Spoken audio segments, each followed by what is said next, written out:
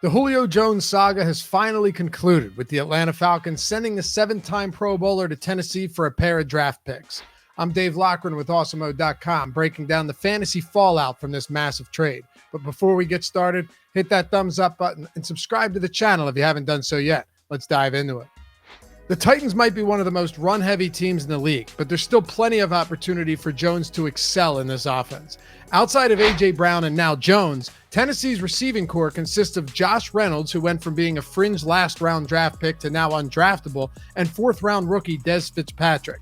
Anthony Firkser should be more involved after Jonnu Smith went to New England. Smith led the Titans in red zone targets, scored 8 touchdowns, and had a 27% target share inside the 20 last season.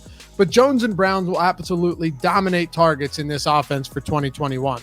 New offensive coordinator Todd Downing would be wise to heavily utilize his new star tandem and avoid handing Derrick Henry almost 380 carries for the second straight year. We shouldn't be looking at Jones' move to Tennessee as a downgrade. Actually, with Calvin Ridley, who now becomes a legitimate threat to finish as the top fantasy receiver in the game this season, continuing to take away target share, and Kyle Pitts expected to make an immediate impact as a player who many have called a generational talent at tight end, Jones should do well with slightly less passing volume but a higher target share on a better offense. The Titans' passing game was actually really efficient last year, posting the 4th best pass DVOA according to Football Outsiders, compared to the Falcons, who ranked 13th, and Tannehill having the 5th best passer rating in football. Tannehill finished 7th in passing touchdowns despite attempting the 18th most passes, and we can only assume he'll be asked to do more this season for 2 reasons: to somewhat preserve Henry, who's under contract for 3 more seasons and has carried the rock 681 times over the last 2 years, and to fully unleash the new weaponry that Tennessee has at wide receiver. This can be a truly deadly offense heading into 2021. And can we stop stressing about Jones' injury concerns? Sure, he dealt with a nagging hamstring injury all of last season and was active for only 9 games, but this was the first time he's missed any significant stretch of games since 2013. And in the 7 games Jones played the completion last year, he averaged a whopping 100 yards per game and was the wide receiver 3 if you isolate those weeks. Jones has finished as the wide receiver 7 or better in every season since 2014, except for an injury-shortened 2020, cracking wide receiver 3 or better 3 times over that span. And he's managed to accomplish all of this without elite touchdown totals. We have Jones ranked 28th overall and the wide receiver 8 at Awesemo, so you can see just how bullish we are on him in this first season with the Titans. But what about the ripple effect this trade sends throughout both the Titans and Falcons offenses?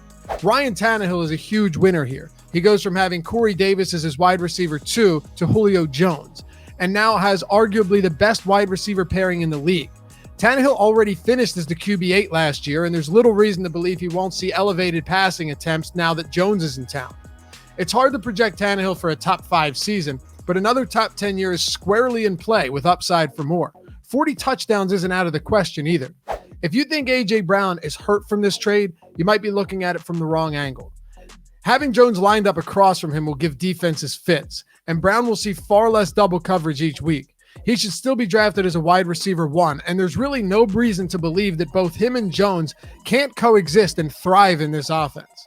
Derrick Henry could and should see his workload curtailed a bit, not just because of Jones, but because another season like last year will have him breaking down fast. It doesn't mean he'll be less effective, though, and will still be an absolute nightmare for opposing defenses. Henry should still be viewed as a top 4 running back heading into 21 who should be able to replace some of that volume with efficiency now that defenses won't be as eager to load up to stop him. Anthony Firkser does take a hit, but he's still a fine backup if you plan on drafting one. Jonnu Smith's departure still leaves enough meat on the bone for Firkser to be mildly productive in this offense, while someone like Josh Reynolds becomes a total afterthought. As for the Falcons, Calvin Ridley finished as the wide receiver 5 last season and could even see improvement upon that in 2021. He caught 90 passes for 1,374 yards and 9 touchdowns in 15 games last year, and was the wide receiver 2 in the 7 weeks Jones missed, averaging almost 11 targets and 109 yards per game. What more needs to be said? Continue to draft Ridley as your wide receiver 1. Matt Ryan's going to take a hit without Julio, but with an inferior defense in Atlanta, he'll still be forced to throw. Add Kyle Pitts into the mix, who is being drafted as the tight end 4 and should immediately take on a big role in the Falcons offense, and I don't see Jones' departure hurting Ryan all that much. He's still well outside of the top 12 at his position, though, and there are plenty of other places I'm looking to at quarterback before Ryan this year. One of Russell Gage and Olamide Zaccheaus will probably settle into a decent role in this offense in Jones' stead, but they'll be behind Ridley, Pitts, and even Mike Davis, who's a very capable pass catcher. Even with Jones gone, Zaccheaus doesn't profile as anything more than a late-round dart throw, while Gage, who averaged 49 yards on 6.5 targets per game without Jones last year, will be hard-pressed to see similar volume with the new additions to Atlanta's offense.